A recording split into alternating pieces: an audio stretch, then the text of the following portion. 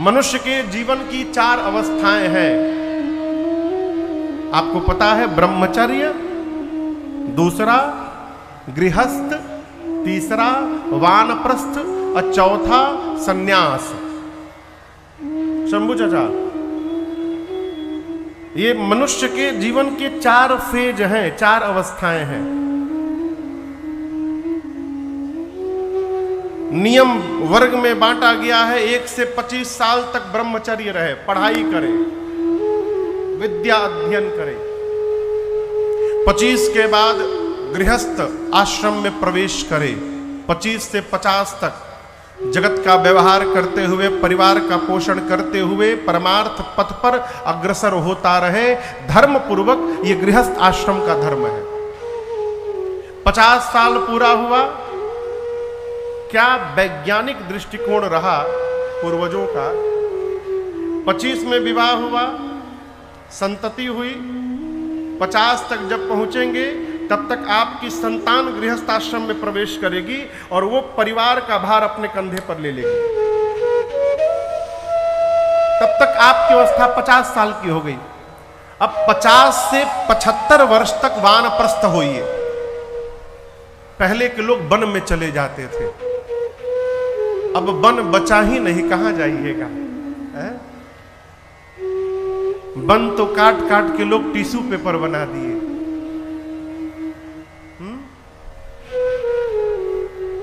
घर से निकलिए ना तो बगली में रुमाल लेकर चला करिए, हाथ में तौलिया लेकर चला करिए। जहां जहां आप टिश्यू पेपर का उपयोग करते हैं, कोई ना कोई वृक्ष को नुकसान पहुंचता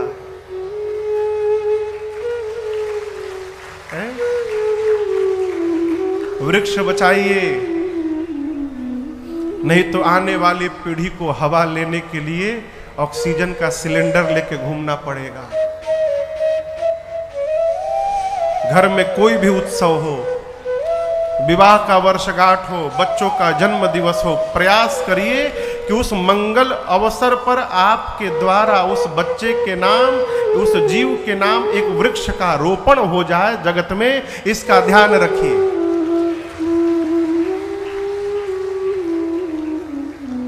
वन बचा ही नहीं, कहां बन जाएंगे। 50 के बाद वन में जाना है तो महापुरुष कहते हैं घर में ही वन की तरह रहा जाए। ये वानप्रस्थ आश्रम है।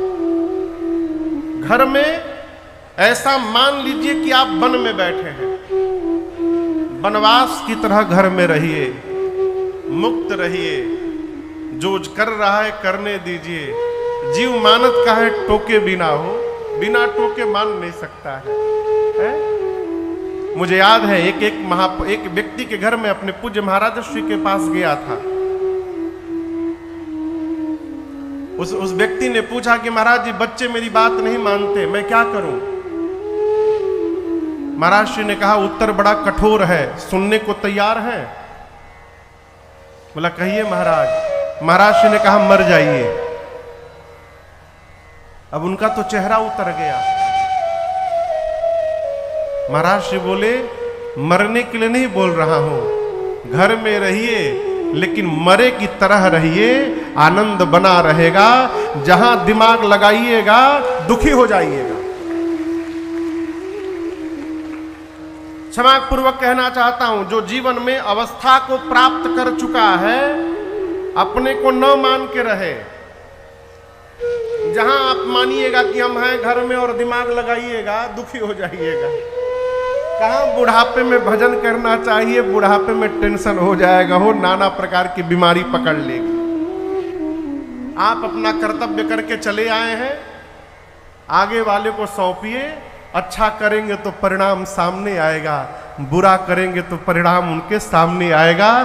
दूसरे को बनाने के चक्कर में अपना बर्बाद न किया जाए, अपने को संभाला जाए। ये वानप्रस्थ है। 75 के बाद सन्यास की अवस्था है। सन्यास का अर्थ है ऐक्य हो जाना परमात्मा, सन जाना हो उन्हीं में। ये विभाग बताया गया है। हम और आप युवा अवस्था में प्रवेश किए हैं। युवा अवस्था यदि सीधी हो गई तो बुढ़ापा अपने आप सिद्ध हो जाएगा, उसको करना नहीं पड़ेगा। और युवा को सीधी करने के लिए कथा है, अयोध्या कांड की कथा है।